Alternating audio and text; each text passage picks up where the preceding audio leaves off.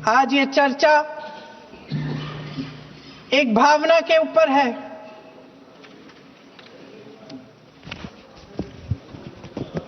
और जब हम वंदे मातरम का नाम लेते हैं तो वही भावना हमारे दिल में उजागर होती है। जब हम वंदे मातरम का नाम लेते हैं तो हमें उस पूरे इतिहास की याद आती है जो स्वतंत्रता संग्राम का इतिहास था, उसकी पीड़ा, उसका संघर्ष, उसका साहस, उसकी नैतिकता, उसका जो बल था कि ब्रिटिश साम्राज्य उसके सामने झुका। अध्यक्ष महोदय, वंदे मातरम उस आधुनिक राष्ट्रवाद की अभिव्यक्ति है जिसने भारत के लोगों को एक राजनीतिक और नैतिक आकांक्षा से जोड़ा, जिसने भारत के लोगों को एक साझा नियति के उत्तराधिकारी, एक साझा भविष्य के निर्माता के रूप में देखा। लेकिन आज की ये बहस मुझे कुछ अजीब सी लग रही है। जैसे मैंने कहा, ये गीत देश की आत्मा का हिस्सा बन चुका है। 150 सालों से देशवासियों के दिलों में ये गीत बस चुका है। 75 सालों से हमारा देश आजाद है, तो फिर आज इस बहस की क्या आवश्यकता है?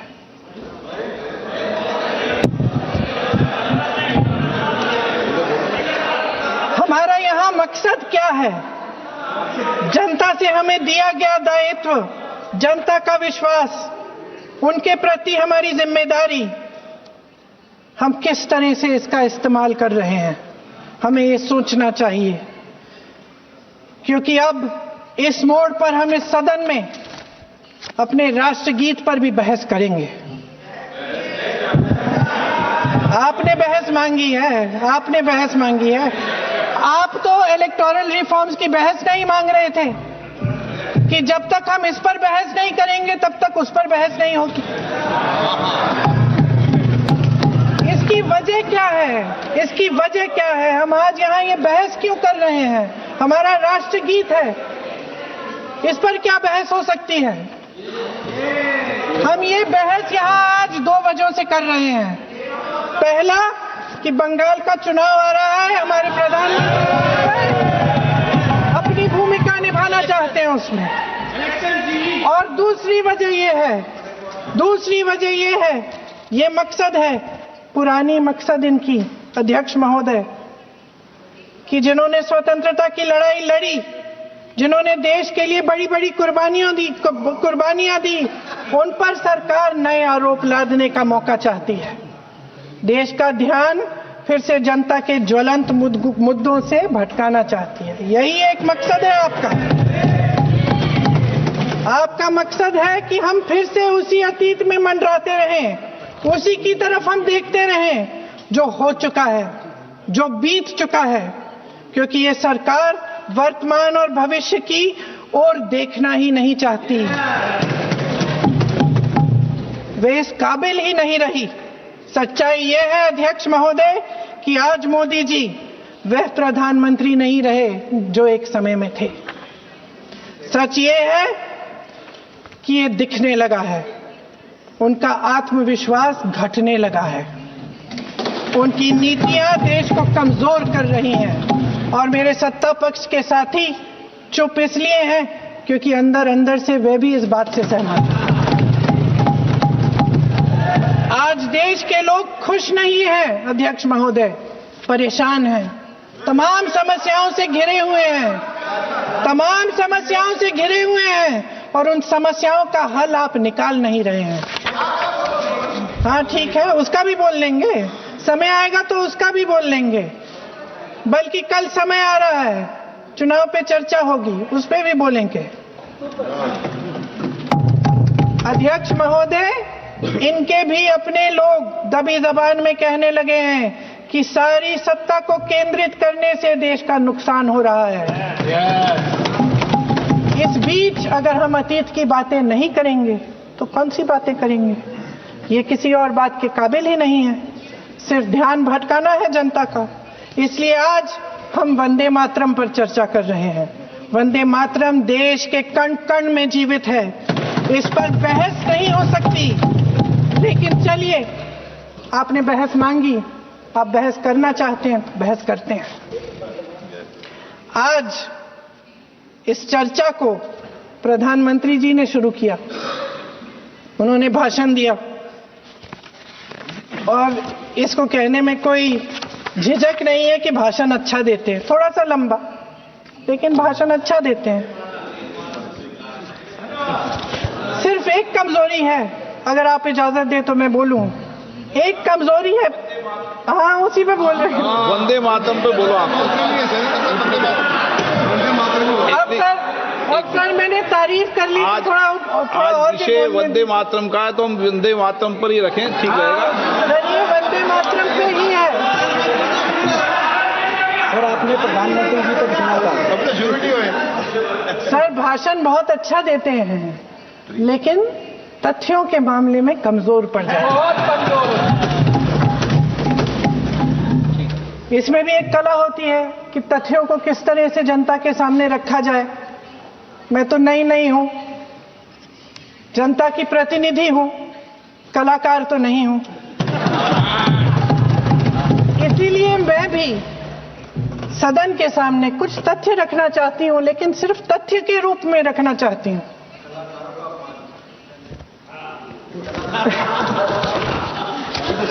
मैं उदाहरण दे देती हूं। सर मांग रहे हैं सर वंदे मातरम के बारे में, वंदे मातरम की जो सालगिरह पे आपने एक बड़ा कार्यक्रम आयोजित किया था, उसमें प्रधानमंत्री जी ने भाषण दिया। उसमें उन्होंने कहा कि 1896 में पहली बार गुरुदेव रविंद्रनाथ टैगोर ने ये गीत एक अधिवेशन में गाया।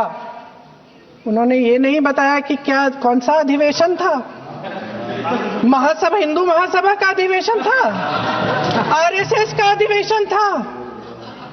किस बात से कतरा रहे थे कि ये कांग्रेस का अधिवेशन था? और उदाहरण दूं कि मैं अपना भाषण जारी रखूं? दे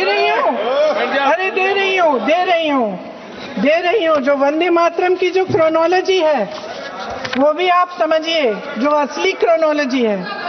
1875 में महाकवि बंकिम चंद्र चट्टोपाध्याय ने इस गीत के पहले दो अंतरे लिखे, जो आज हमारे राष्ट्रगीत घोषित हुए हैं, मतलब जो घोषित हुए थे और जिसको हम आज अपना राष्ट्रगीत कहलाते हैं। ये पहले दो अंतरे लिखे। 1882 में 7 साल बाद उनका एक उपन्यास प्रकाशित हुआ, आनंद मठ। उस उपन्यास में यही कविता उन्होंने प्रकाशित की, लेकिन इसमें 4 अंतरे जोड़ दिए। 1896 में कांग्रेस के अधिवेशन में गुरुदेव रविंद्रनाथ टैगोर ने पहली बार ये गीत गाया। 1905 में बंगाल के विभाजन के खिलाफ आंदोलन के समय वंदे मातरम जनता की एकता की गुहार बनकर गली गली से उठा। गुरुदेव रविंद्रनाथ टैगोर जैसे महान स्वतंत्रता सेनानी इस गीत को खुद गाते हुए बंगाल की सड़कों पर उतरे। विद्यार्थियों से लेकर किसानों तक, व्यापारियों से लेकर वकीलों तक, हर कोई ये गीत गाने लगा। इस गीत की शक्ति को समझिए।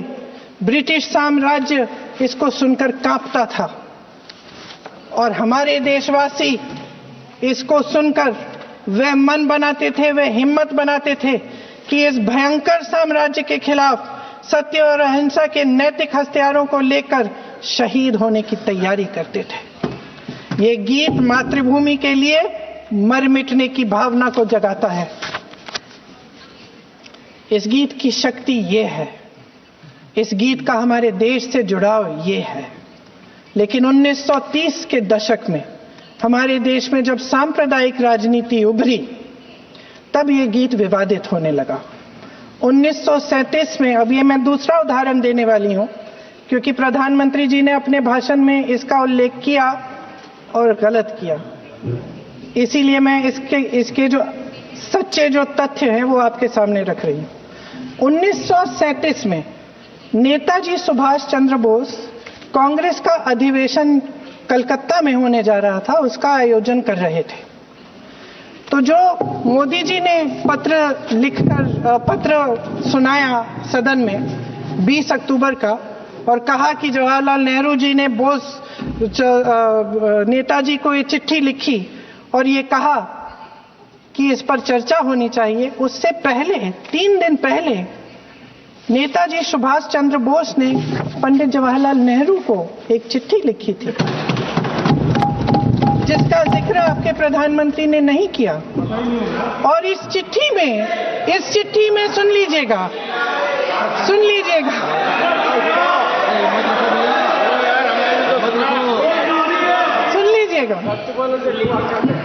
आप नेताजी के लफ्ज नहीं सुनना चाहते? बंगाल का चुनाव आ रहा है,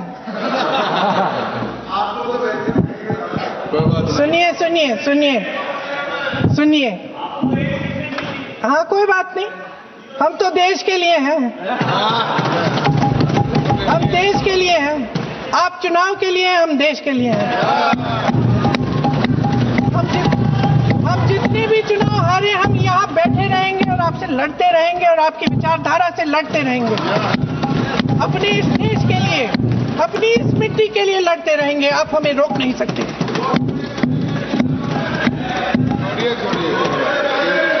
सुन लीजिए सुभाष चंद्र बोस जी ने क्या कहा, सुन लीजिए। My dear Jawahar, reference Vande Mataram, we shall have a talk in Calcutta and also discuss the question in the working committee if you bring it up there.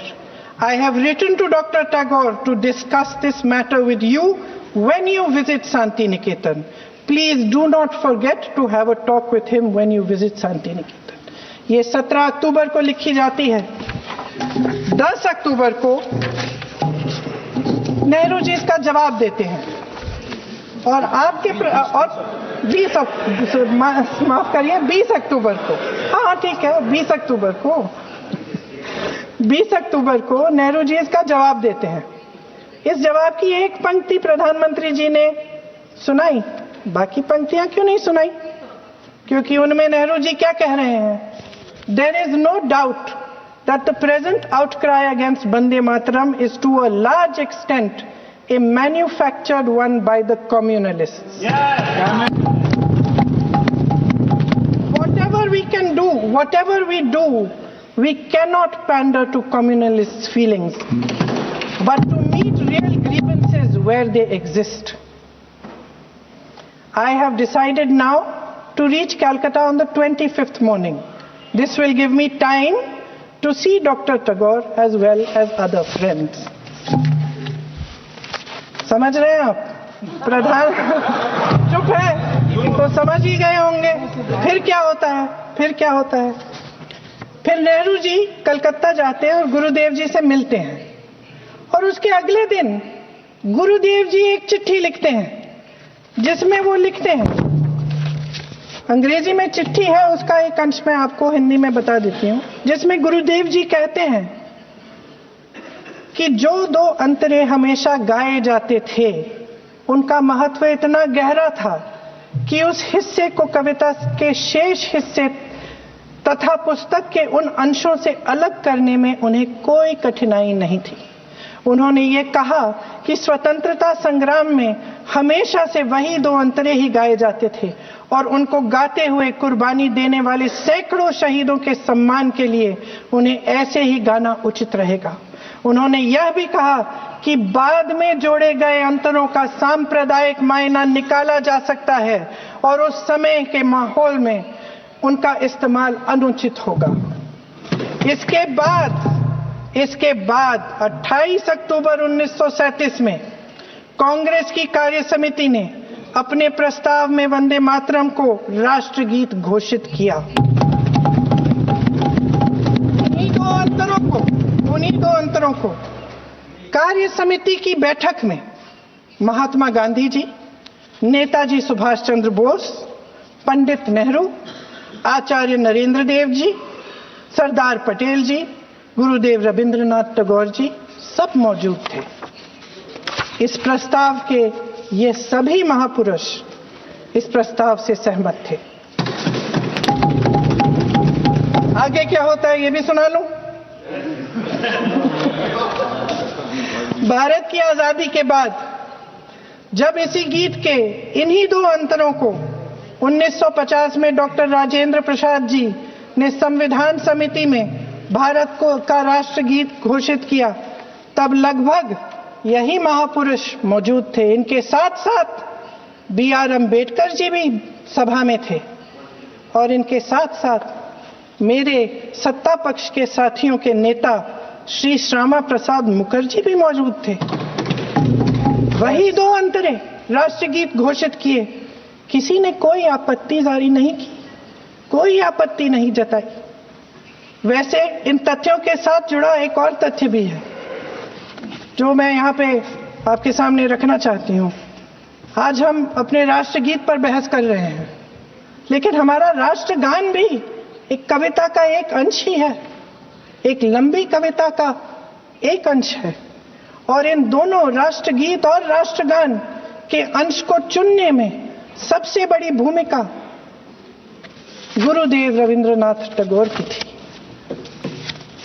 Vande Mataram के स्वरूप पर सवाल उठाना, जिसे संविधान सभा ने स्वीकार किया, न सिर्फ उन महापुरुषों का अपमान करना है जिन्होंने अपने महान विवेक से ये निर्णय लिया, मगर एक संविधान विरोधी मंशा को भी उजागर करता है।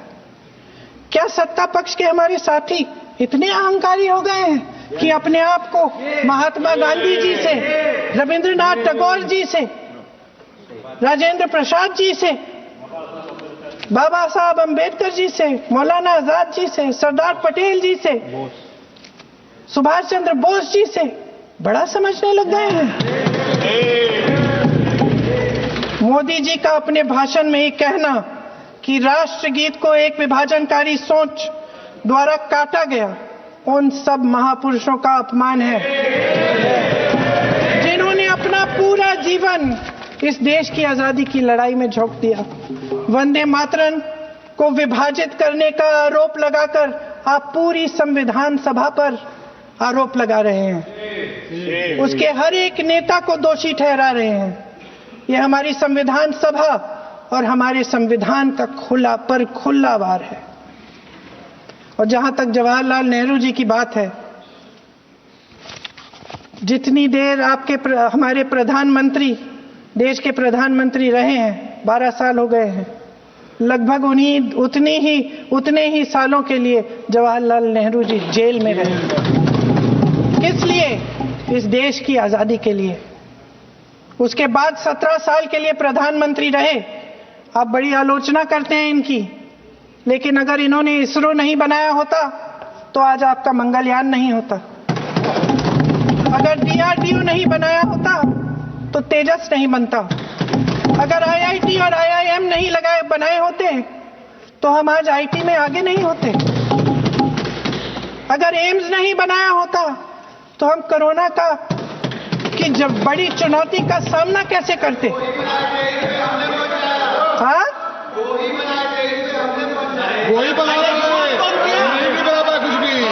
इसका मतलब है इस मुद्दे का जवाब नहीं है आपके पास। अगर इन्होंने BHEL, गेल, सेल, भाखड़ा नंगल ये सब नहीं बनाया होता जो आप सब बेच रहे हैं, तो ये विकसित भारत कैसे बनता? और मत बताइए बाकी। पंडित जवाहरलाल नेहरू इस देश के लिए जिए। सुन लीजिए, बाकी भी बेच देंगे। पंडित जवाहरलाल नेहरू इस देश के लिए जिए और देश की सेवा करते करते उन्होंने दम तोड़ा।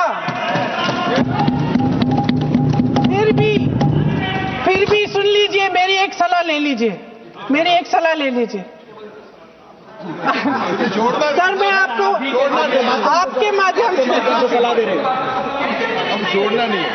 सर, मैं आपके माध्यम से एक सलाह दे देती हूं। हमारे प्रधानमंत्री महोदय 12 सालों से इस सदन में है, मैं मात्र 12 महीनों से हूं। फिर भी छोटी सी सलाह है। उन्होंने अभी हाल ही में चुनाव था, कुछ महीनों पहले उन्होंने एक सूची निकाली थी कि विपक्षी दलों ने और विपक्ष के नेताओं ने कितने अपमान किए हैं इनके, और उसमें शायद 90-99 ऐसे उन्होंने अपमानों की सूची बनाई थी।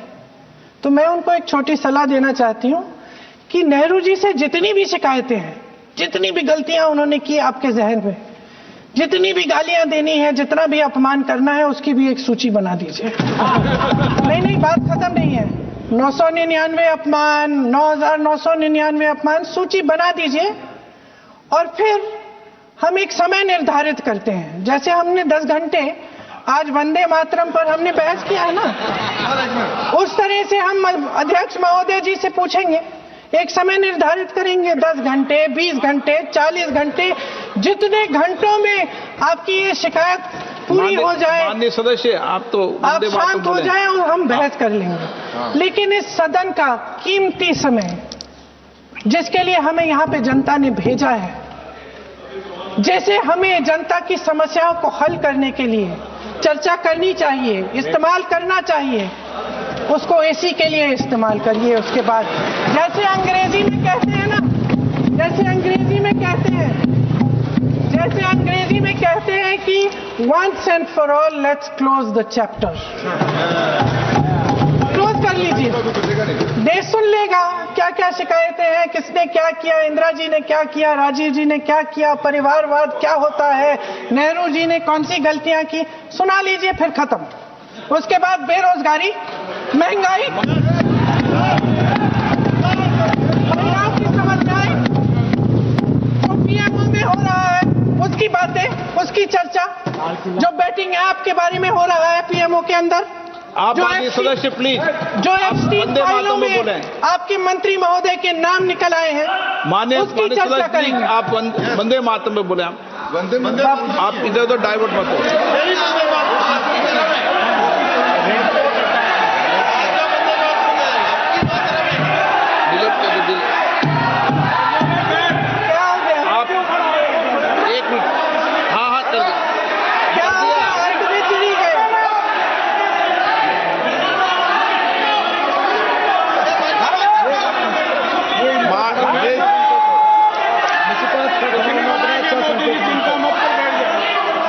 माननीय सदस्य, एक मिनट, माननीय सदस्य आप वंदे मातरम पर सार्थक चर्चा करें। ठीक सर, इधर उधर डाइवर्ट नहीं हो। सर, संक्षिप्त में बात यही थी, कोई डाइवर्ट नहीं होना चाहिए अपन को। करते रहते हैं माननीय सदस्य, नहीं, आप बिना तथ्यों के कोई बात नहीं करें। आप वंदे मातरम पे बोले उचित रहेगा।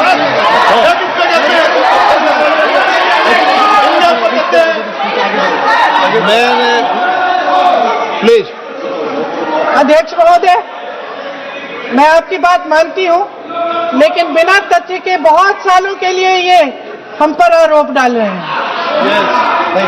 हम चुपचाप सुनते हैं, इनको भी थोड़ी सी संतुलन होनी चाहिए, सुनने की थोड़ी सी हिम्मत होनी चाहिए। ये राजनीति है, हम बोलेंगे, आप वंदे मातरम बोलें। ठीक, वंदे मातरम सर। महोदय, आज की ये बहस सिर्फ ध्यान भटकाने के लिए की जा रही है, क्योंकि ये सरकार इस देश के वर्तमान की असलियत छिपाना चाहती है। आज देश का युवा कितना परेशान है, कितनी मुश्किल में है, पेपर लीक होते रहते हैं, बेरोजगारी है, महंगाई इतनी बढ़ चुकी है। इसकी चर्चा हम सदन में क्यों नहीं कर रहे हैं? आरक्षण के साथ जो हो रहा खिलवाड़ है, उसकी चर्चा हम यहां क्यों नहीं कर रहे हैं? महिलाओं की बात होगी, बड़े बड़े ऐलान होंगे, मगर उनकी परिस्थितियों को सुधारने के लिए कोई ठोस कदम यहां क्यों नहीं उठाया जा रहा है? इन्हीं दरवाजों के बाहर खड़े होकर पत्रकार तरह आपने कहा कि आरोप मत लगाइए बगैर तथ्य के, तो मैं बोलूं कि नहीं बोलूं? नहीं, बिल्कुल नहीं। नो, आप उधर की बात मत बोलो। आप जल्दी से सदन में जो कुछ भी बोले हैं वो तथ्यों से बोले। आपको हर चीज ऑथेंटिक करनी पड़ेगी, इसलिए आप तथ्य से बोलें। अच्छा सर, बड़े बड़े शहरों में प्रदूषण है, लेकिन हम इस सदन में बैठकर सिर्फ छोटी छोटी बातें करेंगे। जी, जो अतीत की बातें हैं ना, जो बार बार आप चाहते हैं कि हम पीछे देखें, लेकिन हम आगे भविष्य की बात, वर्तमान की बात, जो असली समस्याएं हैं उनकी बात न करें, ये छोटी बात होती है। आप में हिम्मत है तो भविष्य की बात करिए, हिम्मत है तो बात करिए कि बेरोजगारी क्यों है, कि पेपर लीक क्यों होते हैं। आप चेयर को एड्रेस करें। आपको अच्छा, खत्म कर लेती हूँ, चेयर के एड्रेस करो आप। अध्यक्ष महोदय जी, सच्चाई ये है कि इनका शासन दमन का शासन है। इनकी राजनीति दिखावे की राजनीति है, इवेंट मैनेजमेंट की राजनीति है, चुनाव से चुनाव तक राजनीति है, तरह तरह के ध्यान भटकाने वाले मुद्दों की राजनीति है। वंदे मातरम इस देश की उन्हीं उम्मीदों की गुहार है जिन्हें आपका शासन हर रोज ठुकरा रहा है। आज भी सरहद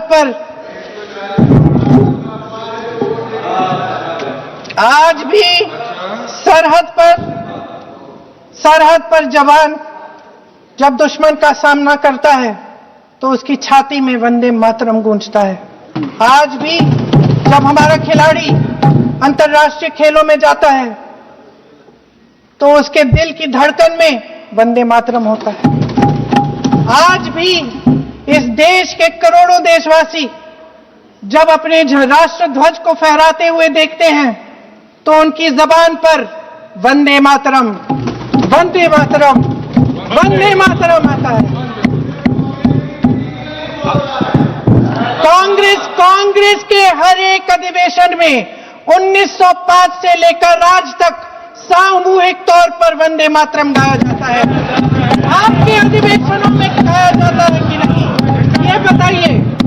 ये बताइए। अपने देश की आत्मा के इस महामंत्र को विवादित करके आप एक बहुत बड़ा पाप कर रहे हैं। इस पाप में कांग्रेस पार्टी शामिल नहीं होगी। ये राष्ट्रगीत वंदे मातरम हमेशा से हमें प्यारा है, हमेशा से हमारे लिए पवित्र रहा है और हमेशा के लिए हमारे लिए पवित्र रहेगा। धन्यवाद।